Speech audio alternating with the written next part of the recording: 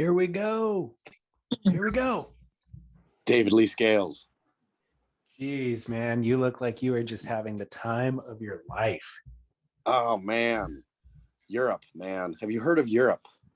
I've once heard of it. It's been forever since I've been. It's this place called Europe that you can go. You can get on a plane and go to Europe. Well, some people can go more frequently than others. Everybody can go the same. You just got to make Not Europe a priority, man. Is that all it is making it a priority? That's it. It's organize your priorities. Okay, as simple man, as that. I've been doing it wrong. Yeah. I mean, that's why I feel give a lot of gifts to the listeners here. And this is another one, yet another gift. Organize your priorities. Put Europe up in the number 2 to 3 slot. Where are you? Secret. I can't say. I was in Germany and I'm Germany adjacent now. All right. Well, for the listener who does not have the visuals, you're shirtless. Looks like you've had some sun. So the weather wherever you are is warm. I would argue it's probably coastal. I can't see in the reflection of your glasses quite, but maybe there's an ocean back there. It's beautiful is all I'm going to say. I'm going to give you a quick peek and that's it. That's it. Okay. Oh, that's an ocean. Or maybe, yeah, that's an ocean or the Mediterranean Sea. More likely. There you go. Where and what? I mean, is this a drug dealer's villa that you're staying at? Maybe, yes. Is that why you have to be so vague? I was just told not to let anyone know where we were. Fair enough. So that was it. You know the rules. I'm stick to them, man. It's like surfing in Hawaii. Yeah, exactly. I'm keeping the secret spot secret. Actually, that is really true. I am going to keep, just like Kauai is the worst island ever, where I am right now is an awful place. Okay. All right. Can you say what you were doing there? Well, I don't know, was feeling uninspired. And so needed some World Surf League getting all boring on me. Look at their contests they've had the last couple have been full on dogs, right? Brutal. And felt, what is this? What is this? I need to go find some inspiration. I always find inspiration while traveling. So decided to travel. Leave the wife and kids at home? Yes. Awesome. Yeah. So we will talk. Okay, let me ask you some questions then. I'm going to try to isolate or locate your position. Yeah. Are you currently drinking a Negroni? No. Ooh, is Negroni the local beverage of choice? It ain't. Aperol Spritz? Not even that. Wow. Okay. I'm off then. Well, we'll come back. We'll do more Europe talk as the show goes on. But I do have a follow-up call in. We had the first ever segment last week of Eat Grit. How did it go? People are dying to know the answer, what we were eating on air. And I thought I was really feeding people what it was. I thought I was throwing out a lot of clues into the water. There was only one correct answer, believe it or not. That is crazy. Totally. But before we give people the correct answer, I'm going to go to a listener line call that came in. So sit tight. Hey guys, what's happening? This is Brett Merrick. So I'm shaving boards and I come to the first Eat Grit that I've heard so far. I heard the first time that you guys were eating on air, Bubba Coos, nothing against Bubba Coos, but I hated it. Hated it when you guys were eating on air. It was horrific. I was like, what are these guys doing? And then when you said you're going to do Eat Grit, I was like, oh, these boys are tripping. And I almost tuned out today when you got to that part, but I listened. And oddly enough, I was cutting out a swallowtail on a board, which is a very delicate moment. And I got sucked into the chewing. I was so creeped out. Chaz was chewing whatever it was. I don't know what it was. And I'm listening. And I'm concentrating intently on cutting out the swallowtail. And I found myself like in the zone. And I'm really weirded out by it now. I don't know what that means. I still don't support the Eat Grit segment whatsoever. Nothing against Bubba Coos, never been there. But somehow, it's oddly good for surfboard shaping. All right, boys. Keep up the work. Okay, bye. He's in. Britt Merrick loves ASMR. I mean, that's how I think people get sucked into ASMR accidentally. Nobody goes into this life thinking, you know what I really like is people whispering and making sounds into a microphone. They don't know they like that. That's what their soul and heart craves. I think it's reflective of where we are as a society, like where you're craving something so primal and intimate like that, maybe because everything else is so loud and obnoxious and over the top. Do you think that we would be more successful if we slowly transition the show to a complete ASMR experience? Yes, I do think we would be. Completely.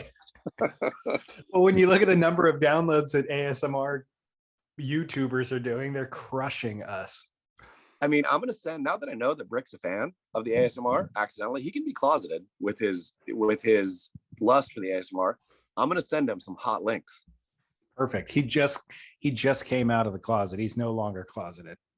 Yeah, he is a full-on, he is proud. This is Pride Month, and he can embrace his ASMR.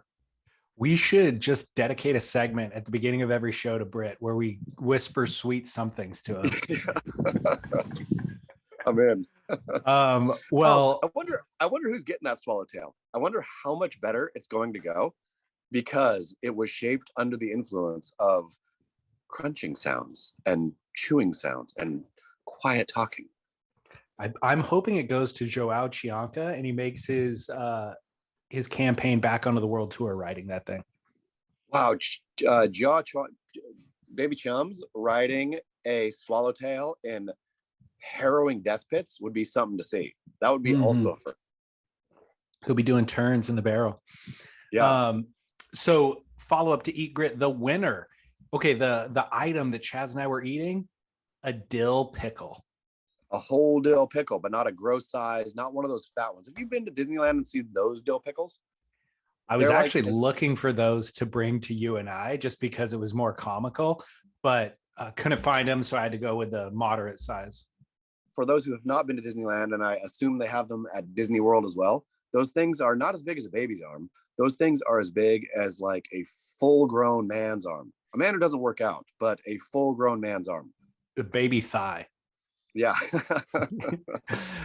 Well, we were eating a whole dill pickle on the air, and that's where the crunch was. That's where the moist squirt was from. And so Morgan, I'm going to have a hard time pronouncing her last name, Rosterski. Morgan Rosterski. There's two Z's, a C, a T, and a Y in there. But Morgan was the winner. Her submission came through, I feel like, right in the amount of time that it would have taken to listen to the episode right when we published it to get to that part. I published that thing like 82 minutes ago before her submission came in, and it was probably at the 82-minute mark in the episode. So I think she pushed play immediately and was one of the very first submissions to come in, and the only one that came in throughout the past week that was actually correct. I was more shocked, to be honest, that Morgan listened that quick and got it than the fact that she was a woman. Yeah. I mean, who knew we had women listeners? No idea. Maybe we have don't a couple. after last week. Maybe not. Maybe they've stopped listening after last week. Maybe not. Well, congratulations to Morgan. Huge congrats, Morgan. I have the care package actually packed. I meant to send it out on Tuesday, but I'm going to drop it in the mail this morning. Other people guessed kumquat, flaming hot Cheetos, a carrot was the closest guess. Somebody guessed a chimichanga. Chimichanga is actually close to the carrot, I feel. It's like hard on the outside, but juicy and moist on the inside. Well, maybe they thought it had to be off Bubba Coos' menu or something, and so they guessed chimichanga. When was the last I'm not sure. chimichanga? Oh, God, 10 years ago? Chimichangas, I mean, I don't even think it's part of Mexican cuisine, to be honest, but it is a forgotten item on the on the pseudo Mexican menu. It's just a fried burrito, right? Yes, exactly. But go have another fried burrito and just think, well, ain't this just the greatest thing ever? They need to fry a quesadilla. That would be the trick. If you're listening. So you want to know one way to get richer than doing ASMR on a podcast? Yes. We can make $18,000 a month. We would have to split it, but this is an article from Bloomberg. Says while the top podcast charts on Spotify and Apple are still dominated by garrulous job-owning hosts, these days you can also find reliable smattering of white noise shows in the mix. Done. These are shows that are dedicated just to playing white noise, and people listen. Are you sure that's not what our show actually is? It kind of is with that wind blowing in your background. I know. Should I mute? No. I'll mute when you're talking. I mean, is that just gets... Or is it ASMR? I mean, the muting gets hard to manage. You end up talking without forgetting to unmute. But if you can manage it, you're welcome to. I'll manage. Is it pleasant or is it like a grating sound? It just started and it's not particularly pleasant. Okay, so Moore and his team at the White Noise show, they have 5 employees and additional contractors to make a show about white noise. They offer a subscription plan, but most people listen to the free ad-supported version. But because Moore doesn't want to interrupt the calming aura of the white noise, he opts to include a pre-roll ads, and an ad agency supplies a commercial load. And that generates about $612 per day, equaling $18,000 a month in ad revenue for white noise. Totally in. But is white noise all the same? Is it just like a static sound, or like is whales calling at night or whatever? Is the sound of lapping waves on a beach, is that also considered white noise? Or is white noise only that static sound? That is a great question. You're right. I thought it was just the static sound, but now that I think about it, that is probably just a category for things that are calming noises. So maybe it's not as simple as I was thinking. We're farther from the $18,000 a month. Really, we just have to keep jabbering about basically nothing. And because I think nothingness is white noise, right? It's things you don't have to think about or process, which I think we're right on the cusp of that. That's so funny. I was thinking it's also funny that people would rather listen to whales, calling than us, essentially, because they're obviously earning a lot more than we are. So people would rather listen to white noise than us. But yeah, if we don't try hard enough, we can be categorized as such. I think our banality is literally on the border of white noise. I think we have one too many poignant things per show. If we lose that one poignant thing, we are white noise. All right. We'll try. Maybe I should. Most of the poignant things come from callers, so maybe I should stop playing listener line calls. One other story that Derek, I think, wrote about on Beach Grid, another way that you and I can get rich so that I can spend more time in Europe. Los Angeles lifeguards are getting rich. I don't know if you saw this article, but 98. You did? Okay. Did you have any idea how rich they were? No, I was totally, I'm going to try to go to a place with less wind. I was totally, entirely shocked that that was the going rate for lifeguards. So 98 LA lifeguards earned at least $200,000 a year, and 20 made between $300,000 and $500,000 a year. And after 30 years of service, LA lifeguards can retire as young as 55 on 79% of their pay. I mean, absolutely insane. I thought there was a lifeguard shortage, and there was a lifeguard shortage because the fact they didn't get paid, and it's like a kind of a kid job. And of course, you can stay if you want, but you know what, benefits probably aren't that great, et cetera, et cetera. But no, as it turns out, it's the best job in the world, or at least to be one in LA. I agree, because there's not a lot of people going in the water in LA. You know what I mean? Like the vast majority of those beaches don't have that great of waves, and the water's filthy and cold most of the time. So tourists aren't really going in the water. So the lifeguard's just bronzing all day. I mean, imagine like Hawaiian lifeguards. I totally think if that story came out and it said North Shore lifeguards are making 500 grand a year, I'd say, well, man, they are deserving it. Those guys are putting their lives on the line, like for at least 3 to 4 months a year, right? The LA lifeguards, when it gets big too, in LA, I mean, when it gets big and messy, absolutely nobody's going out. Usually it's on the tail of a storm, it's brown, it's gross. I mean, maybe that's why they're getting hazard pay, because the water is toxic. Yeah, maybe. um, at any rate, they deserve it. And the Hawaiian lifeguards, if they were getting paid that much, would still be getting underpaid for the amount of work that they're doing. So I'm all for this. I'm like, this is those guys and girls figured out life faster and better than I did, because that's great pay. They totally deserve it. And they get to stay fit and hang out all day on the beach. I would like a follow-up article actually on that one, on the I think there's a number, right? There was like 20 some odd or who are earning 500 grand. I would like an interview with each one of them. Like, are they all living best lives ever? Are they living in Manhattan Beach, California, next to our friend Eric Logan? Where, like, do they have mansions on the beach? What are they doing? Well, the funny thing is, that sounds like awesome pay, but in LA, you really can't afford to do much in LA on the $200,000 a year. Maybe on the 500 you could. On the 500. Yeah, on the 500. On the 500, I bet they have neat houses somewhere. Yeah, for sure. Well, congrats to those guys. And yeah, Chaz and I are going to rethink our entire program over here and figure out how to get on that. Okay, back to Europe real quickly. Are you wearing a suit every day? I've worn a suit a couple times. Okay. The same suit, or do you pack multiple suits? I packed multiple. I have a black suit and a light blue suit. Okay. Can you get away with only 2 suits? I would prefer a third, but I'm going to have to this time. Okay. All right. Got it. Okay. I'm trying to narrow down where you're going.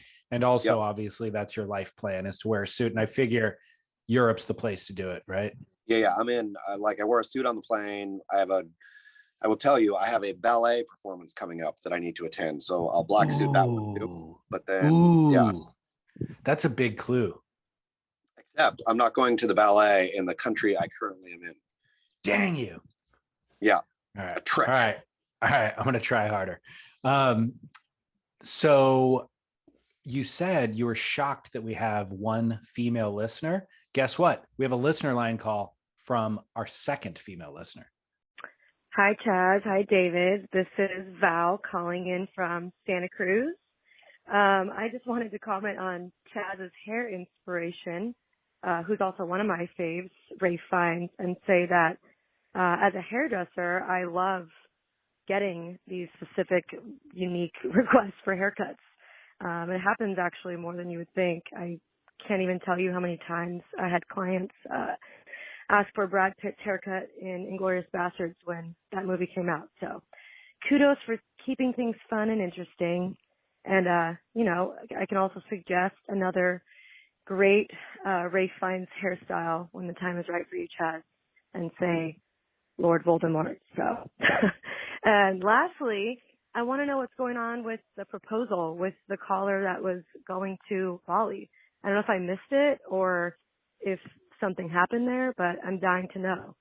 So keep up the work. Bon voyage. We're dying to know about that proposal too. So that listener needs to call back in and let us know what's going on with that, or if that time's even coming. I mean, I feel the timeline here, that time should have passed, right? I don't remember exactly what his timeline was, but call back and let us know whether the time has passed or not. And then we can get the update when the timing's right as well. What was her name again? That last caller? Val from Santa Cruz. Val, it feels like it's worth it for me to, when I get home from Europe, to go up to Santa Cruz and have Val cut my hair in the way she sees fit. I think so too. I like that idea. It's worth a road trip. I tried that for a bunch of years. Would go into a hairdresser, a respected hairdresser, and say, hey, you do this for a living. You see my face, you see my head, you see my hair. You know how I should wear it. Like, I have bad ideas, right? Like, I look at myself in the mirror. I don't know how Right. whatever, all of it, right? Like, you know better than me. You cut my hair the way I should wear it. And I get the same exact response perpetually as I get from Matt Biolos when I say, look at me. You know how I surf, roughly. You know my body type. You know who I am. Give me a board that I should ride. Don't give me the board I want to ride. Give me the board I should ride. Every time I would get from Biolos, I've said this before, like, I don't know how to, just like real anger at me even putting that on him. Like, screw you. I'm not a professional. Just give me the board you think I should ride. But no, This it's is too much for me. This makes so much more sense because the equivalent of Val, her saying somebody walks in with a picture of Brad Pitt, not only somebody, everybody does. And of course, none of those people look like Brad Pitt. Even so close. They're pretty, and not only balding, fat. Yeah, not only in terms of beauty, but they don't have the same head shape. They don't have the same Exactly. hair. They don't have anything, right? So this is the equivalent. Doing that with the hairdresser is the equivalent of walking to Britt Merrick and being like, hey, I want a dumpster diver so I could surf like Dane Reynolds. Precisely. But so I don't know why it's so hard, because I would get from hairdressers like, oh, we could try this or this or this or this, right? Like a random, and these weren't like, they weren't being lazy. It was just like, of course, I think they're maybe scared to like mess you up. But also, like, I don't know. I am very clear that I am moving through this life making a fool of myself 9 times out of 10. So help me, even if I don't like the haircut, if that's what I should be wearing, that's what I should be wearing. Even if I don't like the surfboard, if that's what I should be surfing, that's what I should be surfing. It's like, I'm not good enough to have an opinion on these things. You tell me. You're the expert. You guys are the experts. I like this a lot. I also love that her name's Val. I don't know if you remember, but I was trying to name my son Val and Lauren wouldn't go for it. It was such a good call, especially, I mean, since you've done that, imagine if you would have the rise of Val Kilmer, not only from the beautiful documentary Val that I have yet to watch, but also from Val's star turn in the most profitable, best movie apparently ever made, Top Gun Maverick. Have you seen it? I haven't. Have you? Not yet. No, I think we have. But it's still, it really has been the era of Val. It really has. And the vulnerable adult learner, obviously. I mean, it would have been a crushing name for young Val. I'm just going to call him that. Yeah. He has all sorts of nicknames anyways that you come up with, little cutesy ones. So I'm going with Val. Throwing Val. So now this segues into a conversation that I prepped you for just 10 minutes before we came on the air. The look. The question we're going is, to call, quote, the look. The look of, I mean, this is started as a Val, but the question that I'm going to phrase this conversation around is, does surfing make you cooler? And the subject in question is Sir Eric Logan. Eric Logan he updated his profile picture on Instagram, and I literally thought I was looking at George Clooney. I was like, I'm scrolling through and I'm like, I don't think I followed George Clooney. Who is this handsome older man? Nope, Eric frickin' Logan. Looking cool as a cucumber, dapper. So dapper. So the good. Dictionary definition of dapper. Like, he literally elbowed George Clooney right out of the dictionary, and now it is Eric Logan's face under the word dapper as definition. And Ray Fiennes coming in third in that conversation. So I literally was like, God, what? Okay, so we have discussed the fact that he's gone through a transition we discussed it on the last show. And then I was like, well, what can we attribute this to? Midlife crisis? No, probably not. Because, surfing is the only thing that I could think that we can attribute this to. When he was running OWN, he was wearing flamboyant blazers, had this big cheesy smile, goofy haircut, goofy frames. And now he doesn't smile nearly as big. It's just a little smirk. He's got his haircut. Probably Val's cutting his hair, and it's all salt and peppered. He's kind of let the natural gray come through. He's got the 5 o'clock shadow. I feel like he got a jawline enhancement somehow. He's just looking way better, and surfing is the only thing I can attribute it to. Well, I got one more for you. I got the truth for you here. Uh-oh. Failure is what makes you look like guy doesn't care anymore. He has been so beat down through this whole process that he has found rock bottom. And then he, at rock bottom, he didn't let failure break him, right? He stood there in failure and said, I'm still here. I'm not broken. Smile's gone. Garishness is gone. Goofiness is gone. Just a nice, clean line is left. Ain't surfing. It is failure. Wow. Well, maybe he's failing at surfing. Maybe that's the That combo. too. I mean, he's failing at surfing. And also, have you seen G-Land? Have you seen the Margaret River? Have you seen all this? Seems like things are not going that great. I mean, make or break. Like, I bet he pulled one of his garish, fuchsia is the word I was looking for. Fuchsia suit jackets out when Make or Break was set to premiere. And he almost put it on, but then everything was hitting the fan at that time that he couldn't even really put it on. So he just like put on a subtle color, and now he's back into the failure, but it didn't break him. So that's the good thing for Eric, is that he won, and now he looks handsome. He's coming out on top. For sure. A handsome man. Who knew? I haven't scoped his Insta profile for a while. Are there still lots of pictures of him surfing, etc.? Zero. No, he's done away with all of that. It's just promoting various projects is all that it is. See, I'm telling you, getting beat down, but not being defeated. Okay, well then let me test this theory further. What has Johnny surfing, but Look does at he Johnny surf?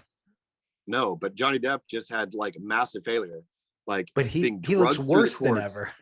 I don't know. Like, his star is shining bright. The new Johnny Depp of like being Johnny Depp 4.0 or whatever this is, with him playing guitar with Jeff Buckley or whoever it was on stage, Jeff Beck, not Jeff Buckley. Jeff Buckley. But yeah, like he's got a spring in his step and failure. He's looking bloated. He looks almost like someone's mom more than he looks like Johnny Depp, to be honest. Sure, other than the mustache. Definitely, but it is a like, he's been through phases, right? He was like teen heartthrob Johnny Depp from 21 Jump Street. He was swinging Captain Jack Sparrow Johnny Depp, and now he is like bloated weird Johnny Depp, but his star is on the rise once again. I can't wait to see what he does next. Yeah, exciting. In the way that I'm like hoping Will Smith continues to get projects canceled because he left such a bad taste in my mouth. I feel the opposite for Johnny Depp. Like, I want to see him. Well, I want to see him do like, what is that 4.0? And it could be like super serious dramatic acting. He's done some of that in the past, but go down the path of Daniel Day-Lewis from this point on. He has the ability. He is following the path of our dear Eric Logan into, I have hit rock bottom and it didn't break me, and here I go on a serious, subtle path. Here, has anybody squandered more opportunity in their life than Amber Heard, by the way? She was with Elon Musk. She was married to Johnny Depp. She's had lead actress roles in films that presumably are going to pay her millions and millions of dollars. And all that she will be known for is crapping in Johnny Depp's bed and having to pay him $15 million to do it. I mean, it really, really, really was. Like, there's no way. Like, you could have told this to Amber Heard. Imagine Amber Heard is sitting there with Elon Musk, and you tell her, you says, Amber Heard, I'm going to peek into your future, and this is where it ends. And then a giant dumpster fire. She would say, are you kidding me? No. But that's where it ended. And presumably she doesn't, I heard yesterday, she doesn't have money to pay her lawyers their fees for this whole trial. And a charity came out and said that she had pledged a certain amount of money to them that she just never paid. And so they called her out on it publicly. And she's like, oh no, I just said I pledged it. A pledge is as good as actually making the payment, was her argument. Oops. That is like giving support for something. I know, exactly. Okay, well, this topic, does surfing make you cooler? Eric Logan's look ties in with a listener email. Hello, David, Chaz, and the Grit community. My name is Eric, subscriber from Puerto Rico, and I'm in complete disagreement with the barrel or nah, your guys' nah, for hooded rash guards. And I'm also actually completely opposed to board shorts. I've been using hooded rash guards for over 10 years. And whenever I decide to paddle for a wave, I just simply take the hood off.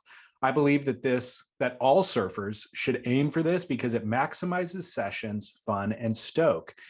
The neck tan lines that Chaz will have after using an open button down shirt are not attractive, which takes me to my next point. Surf fashion sucks. How many variations of printed t-shirts advertising surf brands do we need?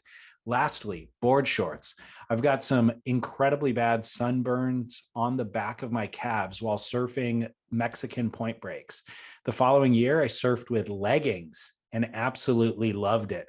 No rash, no chafing, jellyfish protection, no drag, and the girls can see your package like they do on a wetsuit so they can make an informed decision. No one in the surf space makes leggings for men. Florence Marine X should. Continúen el bien trabajo y que sí quien siempre. I'm blown away by this call. Blown away, to be honest. Rarely. I'm blown away pretty often. But this is like, I never even thought about a man wearing leggings surfing. It's genius. It sort of is. I have seen, it first came across my radar 7 years ago was women's leggings. I've seen those in the water. Yeah, and I don't know who makes them, but they're kind of like yoga pants, but they're not yoga pants. They're specific to surfing, and they come in cool prints. And I just thought, wow, that's actually super smart, and it's got like a fashion detail to it that would make it fun to wear, I guess. And it's super practical. Men's leggings make so much more sense than board shorts. I mean, I'm always fashion first, fashion over function, like take the pain, it hurts to be pretty, et cetera, et cetera, et cetera. The one pain that may be too much for me to take, hurting to be pretty, is the pulling the upper bottom thigh hair out on wax. Like that, when you're sitting on your board and you get that, like you go to lay down to paddle and you just get that pull, it's like, oh, that hurts so bad. And the back of the knee sunburn is one of the worst sunburns you can get. I'm sort of down with this. I feel like it could be so much sense. And I feel it could be twisted into a more fashionable place even, right? Like talking about Johnny Depp, Captain Jack Sparrow, etc. Like you could have a whole pirate theme. If you were wearing leggings, you could somehow mix your hooded top to be like pirate-esque, I feel. I see you in like the evolution of this. You'll be wearing a scarf at some point. You'll be wearing a beanie. I mean, a scarf while surfing makes perfect sense. Let's be honest. I would do that instead of the hood, to be honest. Like that cool scarf wrap around the head. I'm protecting myself from the sun in the desert. That's a good look. That is a good look. And it's comfy. Yeah. And it's practical. So okay, so I like his point. So I disagree with one thing. Neck tan lines are not uncool. Like I agree with he what was saying my button-up shirt neck tan line is nasty. He's right. Like it's or if it's like a V down your chest because it's slightly unbuttoned. I mean, it's just all like over the place, and so you just get like various different shades of red, sort of like splotchy red up in the exactly. Like it's not a definitive, oh, that bro was surfing. It's just like I don't know what that guy was doing. So the problem with the leggings that I'm foreseeing is the reverse ankle tan. Oh, you can't do that. I mean, again, though, maybe we found the place finally for reef booties. Ooh, okay. So then you just stay pasty white the whole time. Exactly. You get your tan elsewhere. You don't get your tan while surfing. So he's right though that how is it that surfing makes you cool, but then surf fashion that the surf brands themselves provide makes you uncool? It truly is. I mean, I don't mean to speak for all of them. I'm sure I haven't seen what Former's been doing lately, but I have to imagine Former has some cool enough product in the marketplace. And I like that Florence Marine X went straight function, right? Like they didn't try to do anything.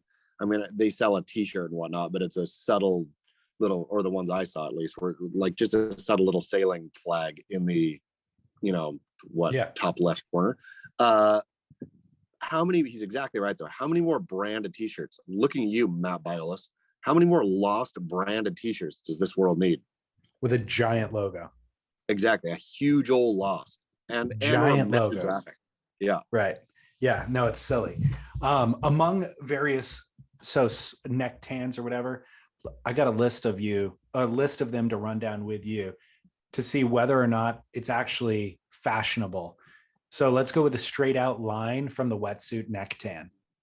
Cool or uncool? Way cool. I think so too. Never uncool. Like the harder the line, the tanner the face versus the pastiness of the body is in direct correlation to how cool you are. I agree. In high school, I went to high school a little bit inland, and so not a lot of people surfed, and they nicknamed me Maybelline after the makeup company, because you would see sometimes girls who did a lot of makeup would have like a line under their jaw basically, and their face was one color and everything below their neckline or their jawline was a different color. And I had a similar look going, but it was on my neck. And so they all called me Maybelline. They're like, "You wear makeup?" And I'm like, "No, dude, it's not that at all." Very cool. Like I saw one, where was it? It must have been Instagram. Like some high school kid who had like such caramel face and such pale skin, and it's fantastic. It is it's a look that you earn too. You don't just get That's to the thing. You go earn that look. It shows a real dedication to something. Okay. Number 2, rashed nipples. Cool or uncool? I'm gonna say uncool. Like you did something wrong, right? Like we've all had them as surfers. If you've ever surfed in warm water, particularly, you've had them, but you were doing something wrong to get them. I feel. No, you just surfed 8 hours that day. It's true. That's cool. I guess surfing 8 hours. That's cool. It's cool. You're on a Indo boat trip, which is cool. See, and so then you're cool. You're saying you're cringing because you're thinking of the pain associated with it. I'm just saying, if you meet, let's say, whatever trip you're on, you're single and you meet a young, beautiful lady and you take off your shirt that evening and she sees a rashed chest, I don't think she goes running for the hills. She doesn't associate that with an STD. She associates that with, no, I don't think so. I think she associates that with hard work. You know, if you're out there, if you're at the bar meeting this fine lady and you're like bleeding through your shirt, I think, at your nipples specifically. Exactly. I think she's out.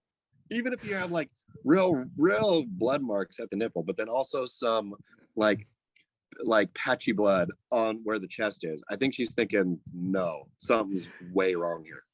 Dude, not only is it bleeding onto the shirt, but then the shirt sticks to it when it dries. And so you're wincing every time your shirt moves and shifts. That's the problem. Like, I mean, it's cool that you've forsaken all else for surfing, I suppose. The chafed nipple, that means surfing as pole position in your life, and that's cool. Yeah. Well, option number 3, or thing number 3 that you can get from surfing that either makes you cool or not: pterygium. 1000% cool. I'm like, look at Bruce Iron's eyes and think he's the coolest guy on earth. Really? Like, because it's also something. It's so gross though too. It's what? It's so gross though too. But it is like a grossness born of hard work and dedication to the surfing art. Yeah, I'm gonna say they're all cool. I think any gross thing. Imagine Eric Logan on Instagram tomorrow, or let's say in 2 years, neck tanned, chafed nipples, so pterygiumed out that you can't even see the colors in his eyes. He's the coolest guy on earth. Well, that would be the ultimate reveal that he's listening intently to everything that we say, because everything else that we've said that they then implement or he implements, like stopping posting photos of himself on Instagram, all of that, he could have also come to the conclusion without listening to us. But if he shows up with the neck tan and chafed nipples and pterygium, that's strictly our doing. We'll know. That'll be the subtle nod. I am proud. I just went and had my first eye test of my entire life. Do you wear glasses? Nope. Do you have great vision? Stellar vision. I went for my first eye. I've had stellar vision my whole life. I was waking up in the mornings not long ago and having trouble focusing. And of course, everybody says right away, ho, ho, ho, that's the first step. And boy, oh boy, they're right. So I went to get my eyes tested, and yes, now I need glasses. But the optometrist commented on my baby pterygiums and said, "Do you wear sunglasses?" And I said, "Yep." As the listeners of the show, the 4 people who watch it on YouTube will know, I rarely take my sunglasses off. And she said, "Oh, huh, well, you got some, wear them more or something. You got some pterygium here." And I quietly pumped my fist. How old are you? I'm 45. Yeah. Somebody told me at some point the human eye, like the lens or some part of it, is only designed to last about 40 years. And a lot of people need glasses before that. But if you make it to 40, that's kind of the most that you can hope for. So you making it to 45 is remarkable. I'll be honest, I wasn't mad about it. I like glasses as a extra fashion accessory, and I'm sort of jealous at people who get to have that, like Eric Logan, for example, who get to look dapper from time to time. Like, you can choose, right? And so I wasn't all mad on having to go get glasses. Yeah. All right. Well, new phase of your life. Glasses Yep. with a suit. Yep, that's where I'm at. I'm becoming Eric Logan. You can only hope. So as it relates to surf brand t-shirts, you wrote an article that ties in with this. In wild protest over state of industry, poor waves at G-Land. Florida man walks into surf shop, defecates on floor, then uses surf branded t-shirt to clean self, ! Ooh, I couldn't. Is the wind just howling, or am I okay? You're okay. Okay. To be honest, I couldn't even blame the guy, right? Imagine going into a surf shop and just seeing that floral, like colorful mash that's been the same thing for how long? For 30 years, right? The same product. And finally having had it so much that your body has a physical reaction to it and you just do what you need to do. I'm curious to hear more about this story, kind of. The fact that it's in Florida, made me think, this is a homeless man. This is a man who's on bath salts. There's a lot. Do you have any idea what the backstory is with the guy, or why he went into a surf shop to defecate on the floor? So the police went and got him because the shop owner picked him out, later, like saw him on the street or something. His mugshot, he did not look homeless. And he said that he was in earlier and bought 2 outfits. So I don't know what outfits he bought as it relates to surfing. But I'm going to say that this man finally had enough. His body couldn't take it anymore. His body couldn't take the dull ache of where surf fashion is. And he just went and quietly protested, and also might have been watching G-Land. I have to think, like, they were G-Land, playing it on the screen for sure. The promise of G-Land, right? Like, I remember G-Land getting announced back on the schedule. How excited were you? We talked about it on the show. Infinite excitement. I mean, that and Cloudbreak would be my picks for returns.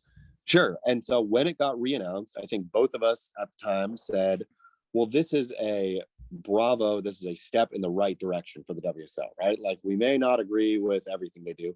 We may not agree with very much of what they do, but this is a step in the right direction.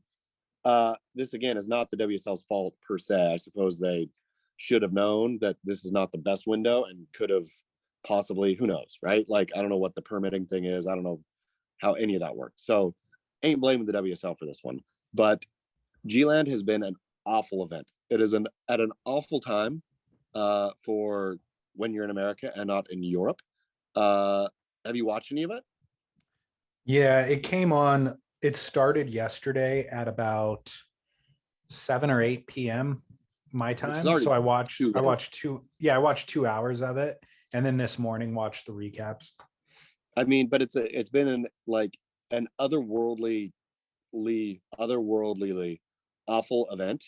The thing I will blame the WSL for is, why can't they just say it? Why can't they just say, part of surfing, man, sometimes you go and you get skunked. Everybody who has ever gone on a surf trip knows that, yes, you can plan with swell windows and swell forecasts, et cetera, and you can still get skunked. But if you're just going, right, if you're like kind of throwing a dart at the calendar and saying, this is when I have time off. And I know that this area of the world gets waves. And so that's where I'm going to go. And you get skunked, then you're like, oh, that's a surf trip, right? Why can't the WSL, why can not one of them look at the camera and say, hey, this has been awful surf. Let's go watch our guys do the best they can out there, and girls. Well, see, I'm going to go a step further, and I will blame the WSL for this. With their resources, we do not have to be, we can extend the waiting period. Like the waiting period, what I meant to say is with the resources, we should always be running in good waves. The problem is that their focus isn't to run the best surfers in the world in the best waves. And so when that isn't the focus of the business, you end up having things like this happen. You end up running at Newcastle last year. You end up running in wave pools. The focus should always be running the best surfers in the best waves. So what that would have meant if that was the focus is keep the 2-week waiting period that we had when we had before the cut, so with the larger amount of surfers, we always had these longer waiting periods. Once they cut the number of surfers, they thought, well, we can cut the waiting period.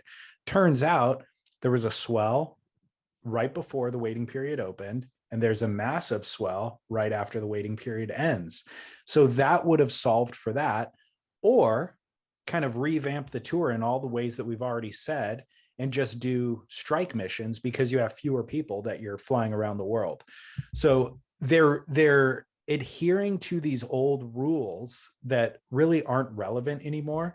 And they have all of the data to validate and prove that those rules are no longer relevant, but they're still, for whatever reason, not redesigning the wheel. They're just kind of doing these old things from the past and then making these incremental baby steps towards this new direction. But when they make the incremental baby step, things are crystal clear that that's a valid idea. Oh yeah, we're going to make the cut. And now we have fewer surfers. Oh, wow, this is a lot more exciting to watch. It's only the people we want to watch, and we don't waste 3 days of competition. And we go, okay, well, why not just start the year with the fewer number of surfers? You know what I mean? And so all these baby steps are good. They're in the right direction, but it's too little, almost too late. And they're still adhering to old rules that you could just vanquish completely. Do you think the G-Land camp owners, the surf camp owners there, were just giggling up their sleeves when they sold the WSL this window, knowing that they will probably book out the rest of the year, right? And it's like, here comes the WSL saying, oh, hey, we want to do a surf contest there. Oh, I got a great time for you guys. It's a limited time offer. You're gonna have to pay double for this time, but we're gonna give you this time here. Okay. Yeah, it's good. I wish that's what it was. Unfortunately, I think it was booked so far in advance that there's no way to identify this week would have been bad. This time of year, you're going to get swell. But this is not the optimal time from what I know and what I've read. This is not the optimal guaranteed time. Like a little bit later in the year, a little bit deeper into our summer is more guaranteed. Okay. Yeah, I'm not sure about that. But yeah, this is from the people who go there say this is a hit or miss time. Gotcha. Wait a couple weeks and you're pretty much guaranteed. Gotcha. Well, it is unfortunate, but we should talk about the event a little bit. They ran day one. Like I said, there was a swell right before the opening window. And so they got some of that swell on day one. And there were decent waves, not nearly as good as G-Land gets, but there were some decent waves. The kind of interesting things to note were that Gabriel Medina is making his return to competition, and he showed up and did exactly what you would expect Gabriel to do. The waves are marginal, but he put scores on the board, put his competitors on the ropes, and won that heat. Leapfrogged the elimination round, and then last night he won his heat again. Felipe Toledo, who is the big question mark, having a good first half of the season. He's the question mark as we head towards big barreling reef waves. But the fact that it's small here at G-Land actually serves him. And so Felipe is still in the mix. Idolo is the other question. And it's funny, Idolo, who we've been talking about, has been working out and posting ripped selfies on Instagram more than he has posted surfing selfies. he posted a couple images of him and Gabriel side by side. Idolo looks like a cyborg compared to Gabe. And I felt like these were Kelly Slater mind tricks just to be like, hey, look at me next to Gabe. However, Gabe's the superior surfer still in the water. Idolo lost last night. I forget who he lost to, but he's still got some chinks in his armor. I mean, Idolo, again, I will say, like, prove me wrong, Idolo, but going on the bulk program, I don't know who that serves. And it doesn't seem like it's serving you. No, it really doesn't. Idolo lost to Connor O'Leary of all people. Yeah. So I mean, Idolo, do you think Idolo is done forever? Let's just really go brass tacks here. Do you think Idolo's career is over? That he had his moment. It was so much based on his sort of, I don't know, youthful buoyancy and stokedness and all that stuff. And now all that's lost, right? Like he's jaded. He's working out. He's like, who knows what he's doing. And he doesn't have the stoked, and therefore he'll, be a top 10 surfer forever, but never crack the conversation as gonna win again. I think he'll be back in the top 5. I think he's coming off of the high of the world title, and he got some celebrity, and he's doing the party thing and whatever. He's doing the vanity thing, I guess. Sure, but I like, think what are you gonna do? I think he'll bounce back. I mean, that his workout body, maybe it'll work at Chopu, I guess, but like that thing does not look like it's built, and like that sort of muscle strappedness. He's strapped, not stoked anymore. But that's injuries for days, right? Like when you're that yoked, like that's when you get weird tendon problems and et cetera, et cetera. So I see him getting the strappedness and then getting injured and then compensating for injury and getting more injured. And then now new kids are coming up and his window's closed.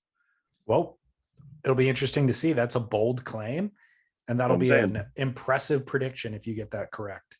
I got it. Thank you. People, put your money. Go interesting. On Idolo. Interesting. He was one of the few people that I did not see at the mid-event Rager, the lay day Rager that they had. Did you see these news stories? I did. I read Derek's very funny one, and I saw the images of the Rager in the jungle, which is epic. I mean, I think the general consensus is great to see everybody cutting loose. Everything feels so robotic and tempered throughout the year. And the reason why we follow some of these people on Instagram is to try to glean some sort of personality and behind the scenes into their actual life. So this felt like a moment where everybody was just being a human being and enjoying themselves. And by the way, what else are you going to do if you're stuck in a jungle for a week without being able to surf? Are you excited for the make or break episode of Rumble in the Jungle? Absolutely. Yeah, we'll really get to see it then. Too bad the WSL can't give it to us in real time, but alas, we will get it shortly. Do you think that, so I don't know if you saw or not, but Tyler Wright contracted COVID? I saw, read. Yep, and is isolated. So she presumably, I mean, I don't know, she presumably contracted it while she was there at camp, right? She could have had it and then not tested positive until she was at camp. Because she surfed in her opening round heat. Yeah, but she could have brought it from, because they ran. How quick did they run again on the window? They ran the first. They ran on day one. Exactly. Yeah. So she could have come in a bit late. I mean, I guess it depends on how long she was there ahead of the event. But so maybe she got it en route, got it flying through wherever, in airports and all that. But how bummed is she? Not just because you're can't surf, but like, can you imagine any place more boring if you weren't able to surf or hang out? Yeah, and hot, and uncomfortable. Yeah, hot and and I'm sure that because it's publicly that she tested positive, they're not allowing her to get on a plane until she's negative, right? And so you're literally in a hot, sweltering jungle thing. Maybe go swimming, I suppose, or I guess she could surf if she surfs away from people, but otherwise you're honestly stuck. If she was in any metropolitan city, at least you'd have like you know, I don't know, probably not supposed to cruise around, but you could cruise around, et cetera, et cetera. But it seems like a rotten turn for her. Did you see? So Kelly Slater's staying on a yacht rather than staying at camp. So he was not at that party either, but he posted a photo from his yacht that night and said he opted to stay away from the super spreader event. Oh, I missed that. Whoa, man, Kelly, what an asshole. If I've said it once, I'll say it again. Kelly Slater is an asshole. You have said What it a- once, yes. What an asshole thing to do. Just like to be rubbing your privilege in everybody's nose and then also shaming them for their partying on something that you have been openly critical about. I know. I mean, it the also layers. it's also problematic the fact that somebody actually has COVID from, and maybe not from that party, but still there's a possibility that there is a spread from that event. And so calling it out and being like, I'm on my yacht, I would not come down to hang with you plebes, is The layer, he like beautiful man, like always finds new layers. I never thought you could make an asshole sandwich that high, but he did. Well, while G-Land is completely flat, Tahiti is completely pumping. Did you see? Oh my Yes. goodness. There's one picture of, I can't remember who it was. It's either a surfer or photographer who is paddling in the lip. Have you seen that one? Yes.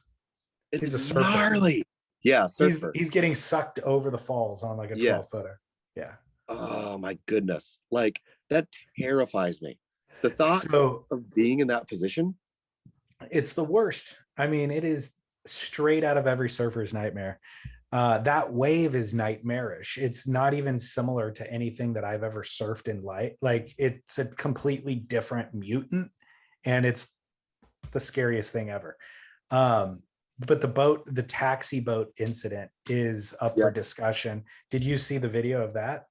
I just saw the still. I didn't see the video. Oh man, I'll send you the video. It's on Beach Grit, but yeah, I'll send it. I'll find the article. Yeah. So the incident. Who were the photographers who got pitched? Jeff Grambeau. Yes. And Chris Bryan. Yes. Which is crazy, right? I mean, two like legends in the game. So this is a large taxi boat, and the driver seemed a little bit too brave to me. And I was kind of reading through comment sections like on YouTube and on Beach Grit, and people were saying that this is a taxi driver who's been doing this forever, and he does like really push the envelope a little too much. Other people have actually shamed him in the past for doing this. So it's a large boat, like a jet ski. Presumably you can zip in and out and get it around. A large boat like that, you need to plot your course a little bit with a little bit more planning. And but he'll wait and kind of hang so that he gets spit on him. The boat actually gets spit on it from the barrel.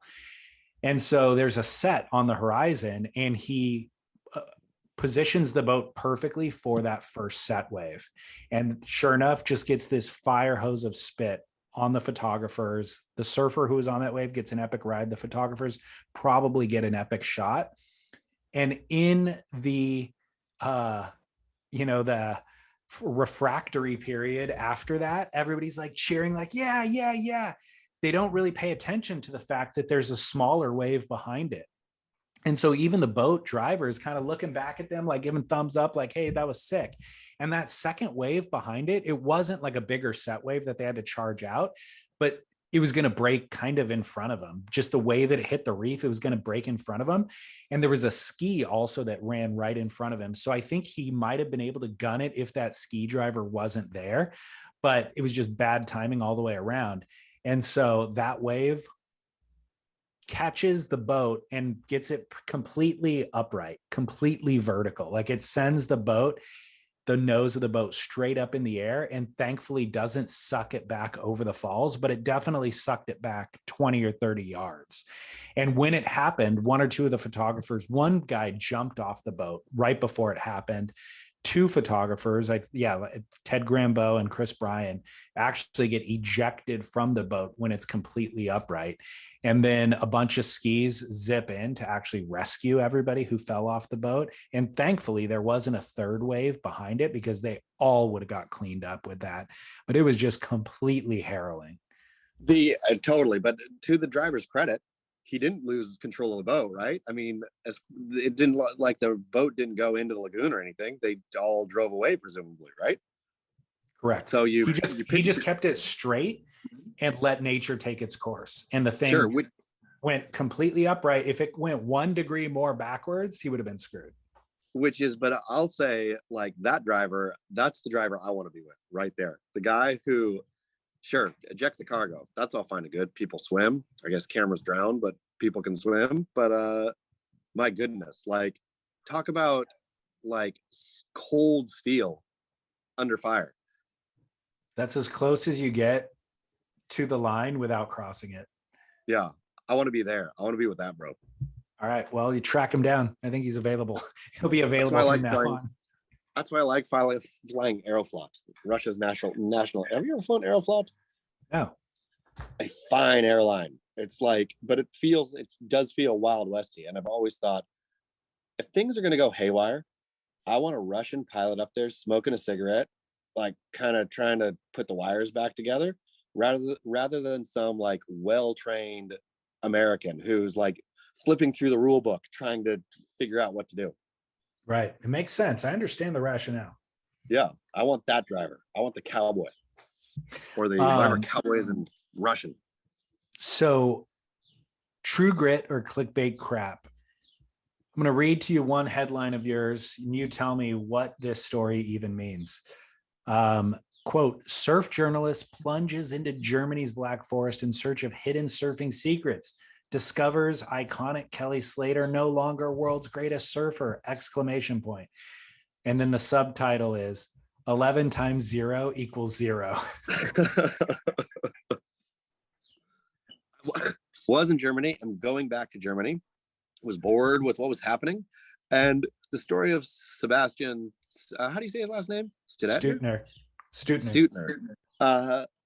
And his, like, the public response, you know, he's German. I was in Germany. All these things coming together. And then I saw, I think, Jurgen Klopp or something, the German coach of Liverpool, the English soccer team, had said something like, all of this praise was pouring in from, it's weird when you get out of American media, what people care about surfing. You and I know this, and I think it's probably a generally known thing, maybe like in surfing, is that other people don't care about what we care about, right? Like, they see Guinness Book of World Record, biggest wave ever ridden, and that's it. Like, so Sebastian, Jurgen Klopp called him, or forgive me for mispronouncing his name, I'm sure, called him he's the best surfer who ever lived, right? The really? Surfer who rides the highest wave is the greatest surfer to ever live. Like, clearly, like, it's a 1-to-1 for, like, and so I would imagine if you went down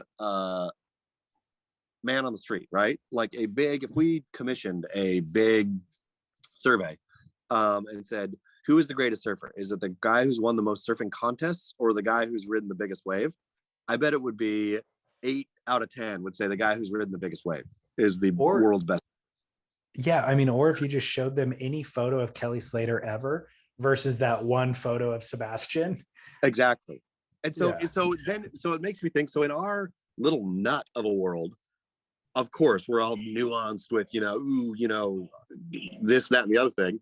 Average Joe is just like big, and you have the Guinness Book of World Records. You are the best surfer in the world, the best surfer the world has ever seen, until a surfer rides a bigger wave than you, and then that will be the best surfer in the world. Where being out of surf media, out of America, in Germany, I just thought it was in the Black Forest even. I thought this was a poignant moment for me to reflect. All right, so not clickbait. Not clickbait. All right, then. I'm surprised. I thought that was pure clickbait. Nope. Speaking of the world's greatest surfer, Kelly Slater, just for the record, lost at G-Land yesterday to Sammy Pupo. And did he lose in the quarters? He lost. In the elimination. No, he lost way before the quarters. He lost in round man. 2, the elimination. This was round. not fair though, because the waves were so much worse than I even thought G-Land could get. I didn't know G-Land could get that bad. I know. John lost to Jadson. So I think this establishes Gabriel Medina as the greatest surfer in the world. You said it might take till the end of the year, but this already establishes it, I feel. I mean, what is it with a win at G-Land? Where does Gabe go? Does he go all the way up to number 5? I have no idea. I have to run the numbers. I bet not. I bet he goes up to 8 or something. But I bet a win here and then a quarterfinal finish, and he will be in the top 5. So he would get 10,000 points, which would put him in 21st position, essentially. Ooh, he's got work to do. So he has work to do, but number 5 has 18,000, almost 19,000 points. So yeah, I mean, if he won 2 events, he could be right. A up win there. and a semi. Like if he goes win quarter semi or win quarter or something, he's right. He's right up there. I don't see him winning at El Salvador, but he could certainly win at Chopu. He could do well at J Bay. So I'm claiming he's making the top 5 for sure. I'm saying Idolo. Where's Idolo right now? 5. Idolo's falling out of that. Yeah. Idolo's going to keep plunging down. John, I did hear tell was injured. Yeah. And so John could likely take a fall. And I don't see any of the mid tier there making a solid move like the O'Learys, etc. Are fine, but I see Gabe as this year's champion. I do too. Well, Felipe at El Salvador would be a good bet. So he could kind of continue because Felipe's still in the G-Land event too, surprisingly. So if he does okay at G-Land, he could do well at El Salvador. Then it becomes a Gabe and Felipe fight. Ain't surprising that Felipe is still in G-Land. The waves only are because it was knee-high. small. That's why, right in his wheelhouse. Exactly. All right. Well, we've done some good work today. I'm going to go to commercial break and then we'll come back with barrel or not. Great. Just a quick little ad. My AG1 is already consumed. I had it at the first half of our show, but listeners should know athleticgreens.com/surf. I'll tell you what, moving through this world, moving to Europe, busy airports, around a lot of people, sickness in the air, I don't fear one thing. I drink my Athletic Greens and know that I have a barrier of health inside my body. Perfect. That is exactly what everyone should feel. And it's so simple to do. And they give you travel packs. So you don't have to lug around a big pouch of powder, possibly get stopped at airports. Just a little travel pack fits into a water bottle. You just rip the tip and pour it in. I'll tell you where the travel pack fits perfectly. 3 of them even. In the inner suit pocket. The chest pocket? The inner one though. Yeah. Those inner suit pockets are genius when traveling. They really are. So there you go, listeners. Get on board with our health. Get on board with other listeners. We've got nothing but positive feedback. And they just ship it to your house every month. You set up a subscription on the website. You set it and forget it. It's that simple. athleticgreens.com/surf. Britt Merrick wants you. And we're back with barrel or nah. Let's see. We'll start off with drinking beer from a shoe in light of the Lay Day Rager. Kalohe Andino started this, the shoey, but he used his wet reef booty that he was wearing surfing. Nobody even prompted him. He just took his booty off, poured a beer in it, and drank it, which then started the trend. And we saw Renato Hickel do it. We saw Joe Turpel do it, and a bunch of the CT surfers doing it. So barrel or not, drinking beer from a shoe. I'm going to say no barrel drinking beer from a shoe, but I'm going to say the one thing that is less barrel, that is G-Land flat, worse than drinking beer from a shoe, is not drinking beer from a shoe if that's what's happening. Like the one guy who says, that's gross, right? Like the person who is too good for something that is already like totally gross, should have never started, like ain't into it. But if that shoe comes to you and you're like, not me, and pass on to the next guy, then you're just a giant sissy. Like, man up and drink that beer out of a shoe. Which makes it weird that Chloe and Dino did it unprompted. Nobody's Wonder if asking Chloe- him. I wonder if he knew what he was going to do, like perfectly. Like he's going to get the party started kind of a thing. No, just like, I'm going to do this. Everybody's going to have to do it. And like, it's going to get, some people are going to, I'm going to control my scene, right? Like my reef booty, ocean washed, clean. Who knows where it's going after that, right? Because they weren't all doing it out of Chloe's shoe, were they? I don't think so. Yeah. And so this could go bad for somebody. I'm going to start it and take control and then let it go bad. See, I'm not opposed to the shoey. Like part of me thinks fortify your immune system. Don't be Sure. so opposed to germs because you'll only get more sick. So I like the idea of, yeah, go ahead, drink it out of whatever vessel's available. The part that I don't like about it is getting beer in my shoe. Yeah. I mean, but again, Chloe starting the party in his reef booty. Great. That thing is going to Of go course. back in the water tomorrow. Like, so That the one's person, fine. I'm sure somebody was going to have to pull out their shoe or something, and somebody left there bummed, and it wasn't Chloe. Yeah, and in general, in life, when there is a shoey done, somebody's shoe is getting ruined that night. Yeah. That's a But bummer. it wasn't Chloe's. No, it wasn't Chloe's. So you're going no barrel unless everybody else is doing it. And then you have to, the man or woman who says, no, not me, should go on Kelly Slater's yacht and just sulk. Got it. Okay. I can agree with that. I can co-sign yours. This one comes from a listener. Hey, Dave and Chaz, I have got a barrel or nah for you. I'm literally in this predicament as we speak. Throwing an eaten apple out the window while you're driving. Littering, not littering, feeding wildlife. Let me know, barrel or not. Later. So I find myself in this predicament occasionally. I am full anti-littering. And when I see somebody litter, it sends me into a rage. But I'll be driving with a banana peel and I think to myself, this can go out the window because it is perishable and it's totally biodegradable. It's totally fine. However, other people will see that I threw something out the window. They might not identify it as a banana peel, and then they will feel rage against me the way that I feel against other litterers. This here is not only an American right, this is a human right. Throw your perishables out the window as often as you can. It is a beautiful moment. Rolling down that window and just chucking something out feels good.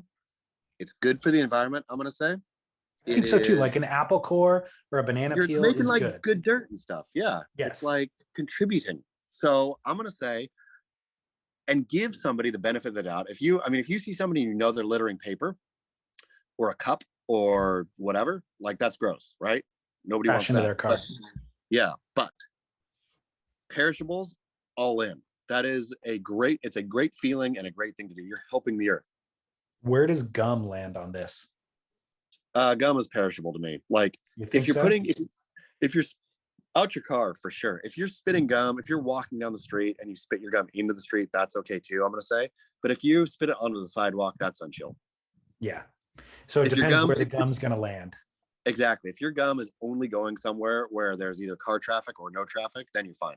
But Okay. if your gum is going on somewhere where people can walk, then that's unchill. I wonder if that listener still has that apple core in his car waiting to hear us answer, and then he'll throw it out. I would love for people, when they listen to this, anybody eating an apple, anybody eating anything, a sandwich, anything perishable, when they hear this part right here, they roll their window and just chuck it. Can you imagine just being halfway through a chimichanga and just like, I'm done with this. Out. Throw the chimney out the window. Why not? As long as it's got no paper wrapping on it. All right. So barrel, throwing perishables out the window. Final barrel or not? Taking a bubble bath. If you're a woman, the highest barrel of all. If you are a man, no barrel. You don't do it? Our two female listeners are allowed all the bubble baths they want. You or I, never, not once. Okay. Not cool. All right. It's I'm one always of those things that's so and I know we're not supposed to talk gender things on this show, but it's so quintessentially feminine that a man doing it is just not cool. So I can't say that I've had a bubble bath, but I have had baths. Like in my adult life, it's probably been 3 years since I've tried one. But periodically, I'll think to myself, apparently that's a mode of relaxation. So I'm going to try that. I get in there for 5 minutes. The temperature gets too warm. I try to cool it down. Then it gets too cold. And it's too cold. I'm not that comfortable. I'm too tall. Like, and I feel the same way with jacuzzis, like I'm not a big hot tubber either. It's not that, it doesn't feel that great. It feels more uncomfortable actually than it does relaxing. So I'm wondering, do the women even enjoy the bubble bath? I think they must. I think they make it look so, like, all the classic movies, the iconic movies of, like, Marilyn Monroe, for example, in a bubble bath. I think that it looks so good that then it feels good. Whereas, have you ever seen a picture of a man in a bubble bath that looked good? Not a bubble bath, but I could think of like old cowboys in a tub, like smoking a cigar or something, Even that looks like a bit off. Let's be honest. Yeah. The shower's the way to go. That's for sure. The shower or the sea. Just hop on in. We don't all have access to a beautiful Aegean Sea like you do with regularity. All right. Well, do you want me to check in on your wife and kids while you're gone? I could send them a meal on Grubhub or something. Yes, please. Any help would be much appreciated. Okay. Offer some grocery delivery, maybe. Definitely. Make sure that Hemi's getting schooling. Yep. While the teacher's away. Who knows how long I'm going to be gone? Okay. I predict 3 weeks. Okay, we'll see. Where will we be recording next week? Via Zoom, or because we can't do Eat Grit via Zoom. We could. My microphone's not good enough, is it? Is it? If I got really close, we'd be eating very different foods, and our microphones aren't good enough. What if we both ate something? What if I ate something regionally from where I was, and you ate? Yeah, my mic's not good enough. That's the problem. Sardine. Yeah. All right. Well, we'll resume Eat Grit when you're back in person, whenever that may be. Yeah, we'll catch up in a week from another European locale. Okay, I look forward to that, and we'll have Hannah sign us off today, Chaz. But it's been great. Enjoy the rest of your trip, and until next week.